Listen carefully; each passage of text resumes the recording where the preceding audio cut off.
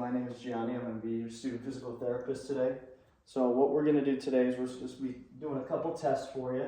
And it's one of those things where just seeing how your body responds. So we're going to test some of the cranial nerves in your body. And we're going to test some sensation that you have throughout your body, some coordination, and then we're going to do a little seeing how your muscle responds at the very end, okay? So what we're going to be doing here is the first test we're going to do is called a corneal reflex test. So what I'm going to be doing is I'm going to be testing his cranial 5, trigeminal, and his cranial 7 facial nerves here. So what we're going to be doing is with the tip of the Q-tip here, what I'm going to be doing is I'm just testing how your eyes respond to when I touch the lateral or outside portion of your eyes, okay? So you're just going to stay put and then just look straight ahead, and this is going to just lightly touch your eye, and then we're just going to see how your body responds, okay? Good.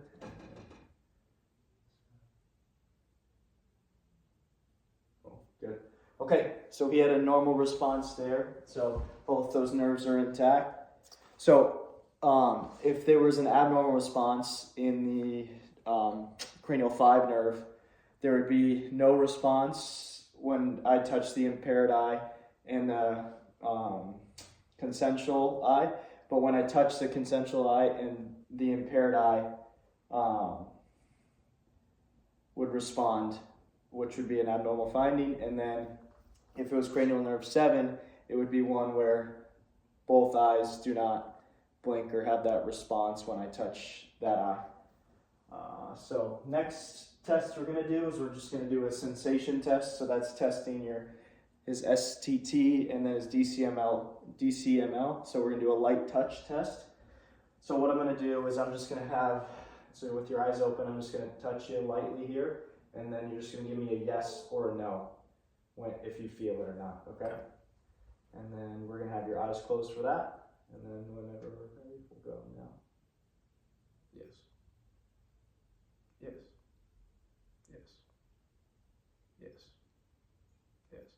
Good. Okay, so that's good. There are no issues there. Obviously, an abnormal finding would be either if it felt like, did you feel at any point that it felt different than the times I touched you with your eyes open? No. So that could be an abnormal finding, but also obviously if he said no, he couldn't feel the sensation there.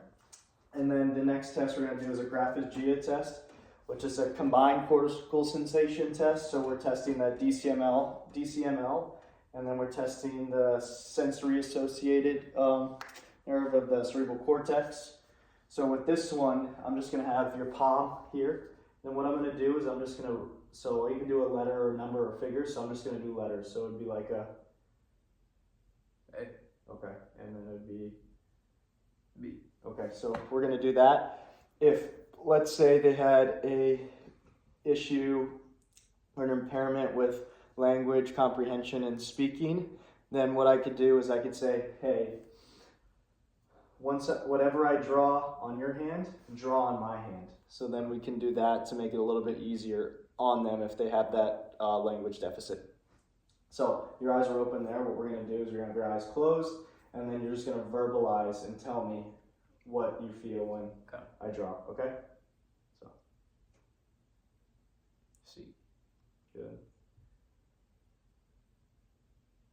E. Good. W. Good. Now one more. T. Good. Okay. So he did a good job there. If there was a abnormal response, it would be he wouldn't be able to distinguish, or he would name something, different than what I wrote. But he did well there, so we can test the other side as well. So close your eyes. T. P. L. Good. Okay, so he's good there. Both sides checked. Awesome. Doing okay so far? Yeah. Okay, so next what we're going to do is a coordination test. So this is testing his movement accuracy. So what I'm going to have you do is, with your eyes open just to start, I'm going to have my finger here. What you're going to do is you're just going to touch your nose and then touch my finger. So we just practice it now. So here to here, and then we'll just kind of go there, okay? So, whenever you're ready, we'll go here. Boom.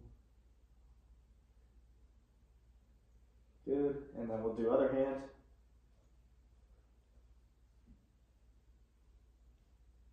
Good, so everything looked good there. We'll do it one more time for the camera. So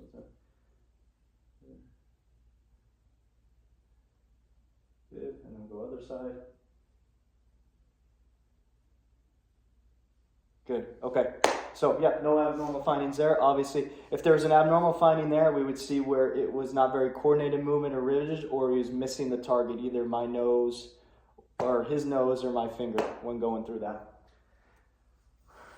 And then the last one, we're gonna do a modified Ashworth. So what I'm gonna have you do is if you can lay on your back, please. Good, okay, so what I'm gonna do here is I'm testing his muscle spasticity. So that would be a upper motor neuron lesion if we saw something that was abnormal. So what I'm gonna do here is, if you just wanna scoot just a little farther that way, so you can be in the camera. So what I'm gonna do is I'm just gonna go through range of motion here. So we're just gonna go nice and easy here. So what I'm gonna do, I'm just testing, feeling how that feels. And what I'm gonna do is I'm just gonna abruptly kind of just push that foot forward, okay? You don't have to do anything, just nice and relaxed, and I'm just gonna see how your body responds here. So I'll go through a range, and then quick. Good. And I felt nothing there, so that was normal. So I'm gonna do the other side as well. So I'm just gonna full range of motion here, and then boom. Good. And there was not an abnormal response there. So he was able to get through the full range of motion. I felt a little bit out of end range, so I'd probably label that a 1. An abnormal finding would be either you go on the opposite scale, which is a 0, which I didn't feel any muscle tone throughout. So obviously that could be something of a, something that he's having some maybe atrophy in that area, and that could be a sign of the lower motor neuron lesion. But for this, he didn't have a 1+, would be like slight resistance, but I was able to get through, less than halfway, get through the full range of motion. A 2, which would be I was able to move through the full range of motion, but I could feel some restriction throughout. A 3, which would be just passive difficulties. So when I was just slowly doing it, I could feel that rigidity. And then 4 would be rigidity throughout flexion extension. I couldn't get through the full range of motion. But overall, he did good. Everything looked okay. So there we go. Thank you very much. You take care. Thank you as well.